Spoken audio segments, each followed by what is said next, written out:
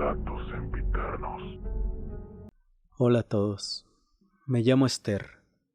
Antes de contarles mi historia, quiero decirles que yo no creía mucho en estas cosas de fantasmas o de espantos, aunque sí había vivido muy apegada a la religión desde que era niña. Mi abuela me enseñó todos los rezos y rituales que sabía. Me llevaba cada 8 días a la iglesia y me preparó para mi primera comunión. Yo me crié con ella y con mi mamá. Mi papá falleció cuando yo era muy chica, y desde entonces mi mamá se dedicó a trabajar para sacarnos adelante. Ella trabajaba de enfermera en el hospital regional. Casi nunca estaba en casa, por lo que pasaba la mayor parte del tiempo con mi abuela. Y aunque permitió que me inculcara todas sus creencias, ella siempre le decía, ya decidirá ella cuando crezca.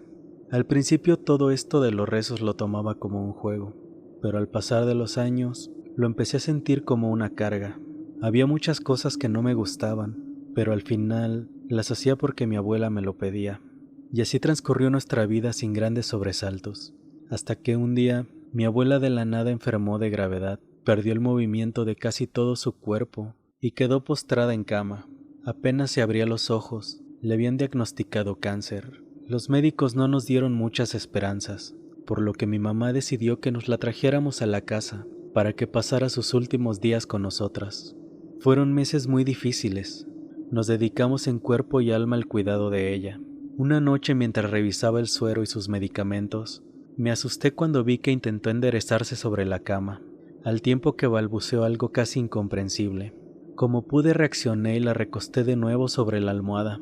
Chequé que la jeringa que en su muñeca había no se hubiera zafado, y entonces, cuando intenté tocar su frente para tomar su temperatura, de repente abrió los ojos y me asustó otra vez. Hacía algunas semanas que ya no los abría.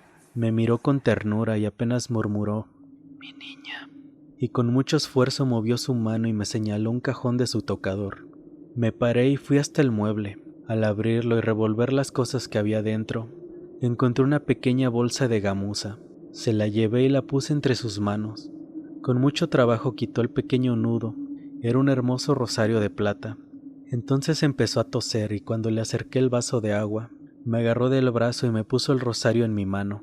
Apretándome y con sus últimas fuerzas alcanzó a decirme al oído, «Esto te protegerá». Se recostó nuevamente y cerró sus ojos. Yo estaba desconcertada. Volví a guardar el rosario en la bolsita de gamuza y sin darme cuenta lo metí en una de las bolsas de mi chamarra.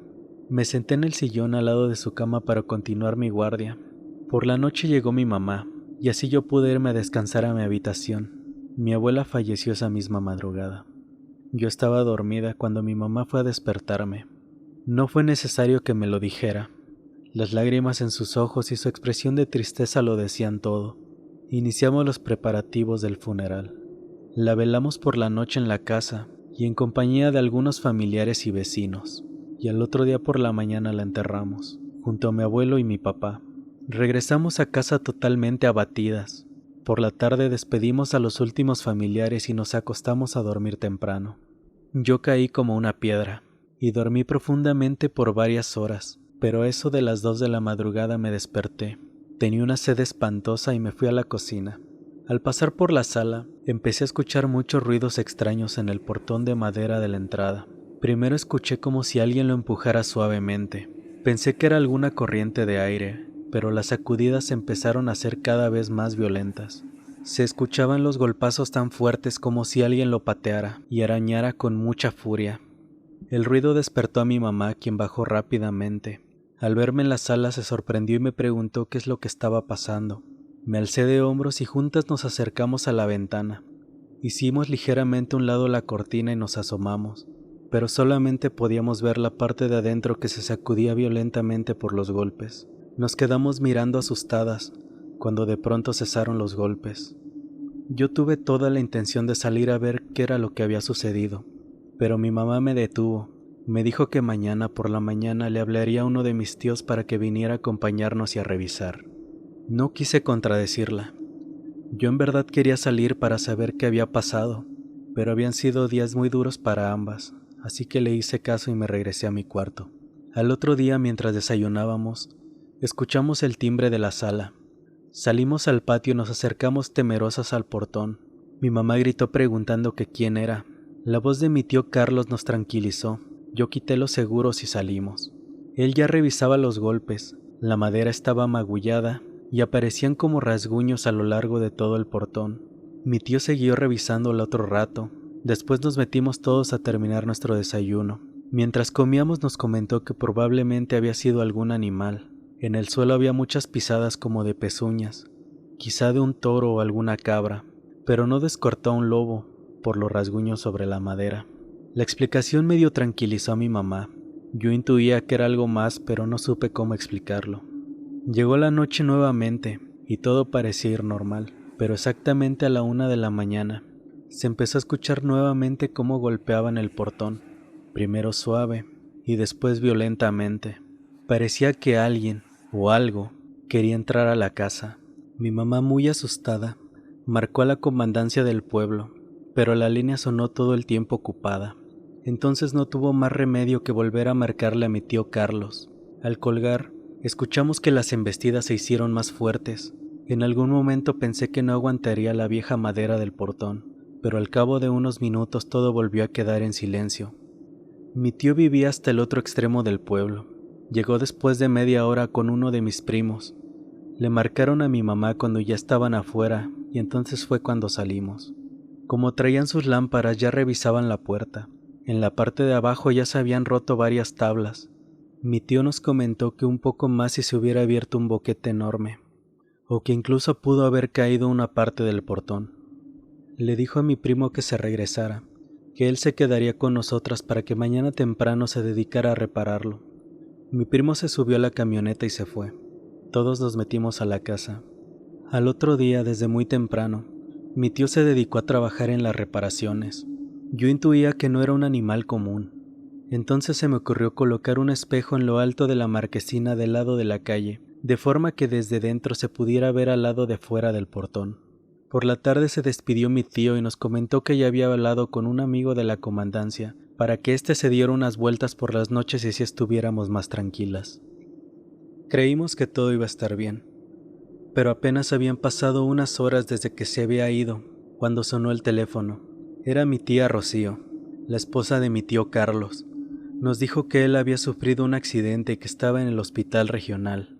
Mi mamá no lo pensó mucho, buscó algo de dinero y se fue, no sin antes decirme que me encerrara muy bien. Pasaron las horas y cerca de las 10 de la noche, mi mamá habló por teléfono. Me dijo que mi tío estaba bien, que al parecer solo se había lastimado una pierna pero que no era una fractura, y que mejoraría pronto, que ya solo estaba esperando a que uno de mis primos se desocupara para que la pudieran traer de vuelta. Me volvió a pedir que por nada del mundo saliera de la casa. Colgué algo temerosa y me fui al patio, para poder ponerle los seguros al portón. Me metí, y después me acomodé en la sala a esperar a mi mamá. Me quedé dormida. No sé cuánto tiempo pasó, pero entre sueños pude escuchar los azotes del portón otra vez. Me paré asustada y corrí a la ventana para asomarme. Parecía que esta vez sí se caería. No supe qué hacer y en ese momento recordé el regalo de mi abuela. Subí corriendo a mi habitación buscando la chamarra donde había guardado el rosario de plata. Muy apresurada las revisé todas hasta que lo encontré. Bajé nuevamente corriendo y salí al patio. El portón parecía estar en las últimas. Pensé que se caería de un momento a otro. Busqué con la mirada el espejo que había puesto en la marquesina, sin imaginar siquiera la horrible sorpresa que me encontraría.